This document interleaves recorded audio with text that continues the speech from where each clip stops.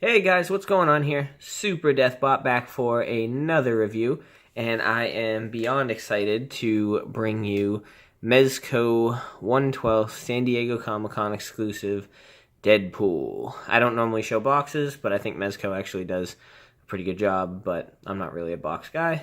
But here's the front. Here's the back with a pretty cool picture on it, and what we're all really wanting to see. Everyone's favorite Merc with a mouth. Now, I kind of only ordered this guy because I guess I could say I'm somewhat of a completionist. I wasn't like dying to get this color scheme or anything like that, but having it in person, it's really, really awesome. The colors on this thing are just so cool. I actually cannot wait to take pictures. They're so vibrant. They're so awesome. And part of the reason I actually ordered this particular figure was to see if I was going to like what they did with Deadpool, because I was a little on the fence even about their Deadpool, because as much as I love Mezco and they're becoming my favorite toy brand, I haven't really loved all the ones with tight spandex, if you will, classic cap, flash, zoom. There's something that looks a little off to me. So I think they did a much better job on him. So why don't we dive right in? The sculpt, as always, on all of these figures are, to me, amazing. Like, what they're doing with 1/12 figures right now is pretty incredible when you look at the detail and stuff like that. All of the weapons and everything, they all have their marks on them.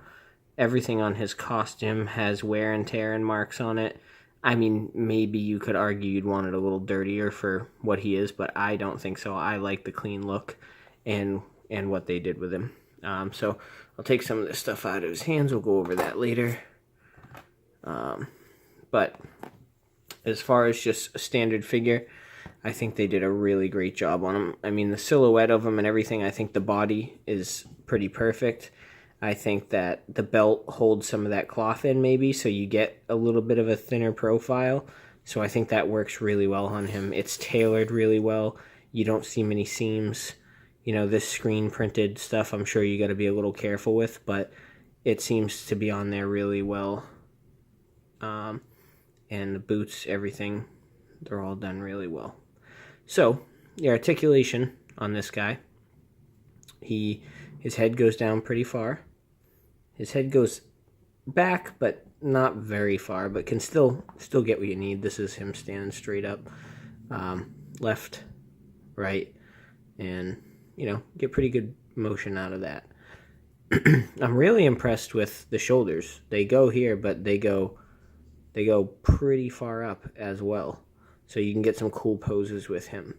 I think that's really neat, especially for certain holding guns or swords or things like that. You know, he could get a really cool looking pose that way.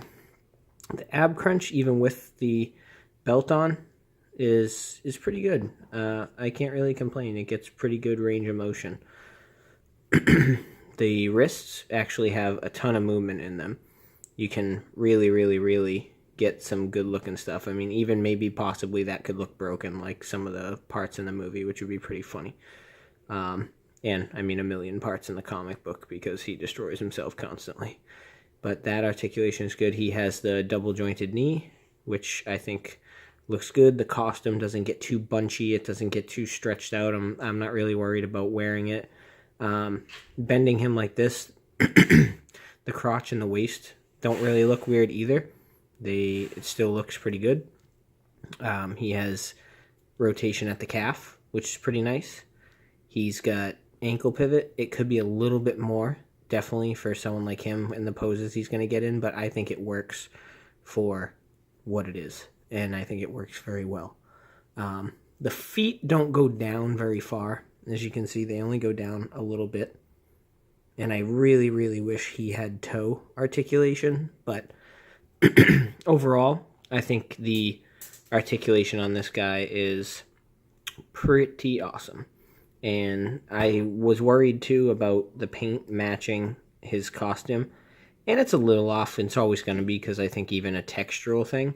But I think they did a really good job of matching that too. And in pictures and with shadows and lighting, I think you're going to be fine. I like to put different lighting in my videos too, so you can see. I mean, with the lighting hitting him with the shadows, it creates really good forms. With the light on the back, you still get a really good profile from him. I think they did a really good job. It looks like it's supposed to look. And then if you get into the details and the sculpt on this thing, I mean, look at the work on the boots and the stitching and all the stuff that, like, all the little details that they did. I think they did an amazing job on this guy. The colors are vibrant, the detail is good, and that translates through everything that this figure came with. So he comes with excuse me, an alternate head, which is pretty awesome. And I mean, I love Deadpool, so I'm stoked about it. His little squinty eye, like, yo, bro, bring me pizza. We all like pizza, right? I think they did just another amazing job on these figures. Here's his sword. It has really, really great detail on it. It has, you know, some scuff marks and stuff like that. I am not, like, super familiar with this specific costume or anything like that, so I'm not sure if it was supposed to have just one sword. They're pretty good about stuff like that, so probably. I do really, really wish he had two swords. That's probably my biggest complaint, and maybe only complaint about this figure, but still really cool. He also comes with this pistol. Once again, nice paint job, wear and tear, removable clip, bullet on it, so that's pretty cool. I mean, the detail on that's really good. Sorry for the focus issues, but I think that's really, really good, you know, for such a small figure. Pretty sure it's the same pistol that came with the Punisher, but who really cares? Here you have an assault rifle. Once again, details, really, really amazing. Movable, and then and then removable clip. Paint work really great, sculpt work really great. Obviously, you can use them for all 1/12 figures. That's part of the awesome part of buying a lot of these figures, especially something like the Previews Punisher, where you get a ton of weapons and ammo and stuff like that. I'll set him up in the back so at least he's there while we're doing this. I mean, but even just look at the colors of him standing there. It's going to be really cool for pictures. He also comes with 4 of these, the like grenade launcher shells for the gun. So that's pretty cool. Sorry. So, I mean, that's pretty neat. If I can get this to focus. So, also painted well, weathering, stuff like that, really good. He comes with 4 grenades, little Deadpool grenades, which I also think are really, really cool. I love the fact that they painted on them. I think that's really, really nice. It's going to be also used for some funny pictures and things like that. But overall, great job. Also matches the colors on his outfit really well. He comes with a multitude of hands. On his left hand, sorry, on his right hand, what I have in my hands right now, he comes with closed fist. He comes with a gripping hand for the sword. Once again, really good detail and sculpt. And he comes with an open palm hand, which, you know, I'm assuming is for grenades and things like that. On his left hand, he comes with like the rocker hand, which is pretty cool. I think that's a funny thing to give him. He also comes with the relaxed grip or sword hand, closed fist, and right now on the figure, as you can see in the back, I have both trigger hands. Those are all the accessories that he came with, other than they always come with like a bag like this to keep everything in, and each figure usually comes with a stand. I don't particularly use any of these stands or anything like that. They usually just stay in the box so that I don't lose them.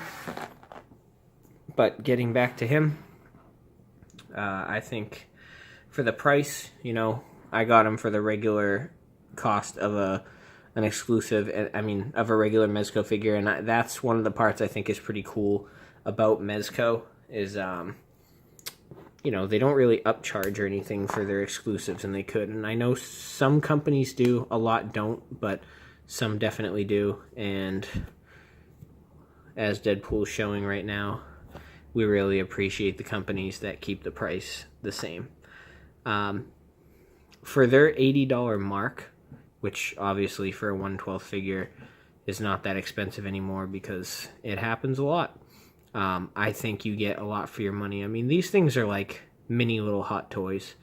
And if you're into toy photography or displaying or anything like that, I think that some of these guys, you get pretty, I forgot to show, you get pretty wide motion too. Wide range there. He's got a little bit of a snare on his crotch there, if you can see, so that kind of sucks, but it happens. But for the money, I think you get a great value. I think they're really worth it. So, you know what? If you were on the fence about this guy, or you were wondering if he was worth spending the money, I think the colors, the awesomeness of it, I feel like it's a newer body that has a little bit better articulation. I think it's worth every penny. So, let me know what you guys think, if you'll be picking them up. I am now super excited, not that I wasn't already, for Redpool and X-Force Deadpool. So I will definitely be picking those up and reviewing them. And I will have another review for you shortly. Thanks, guys.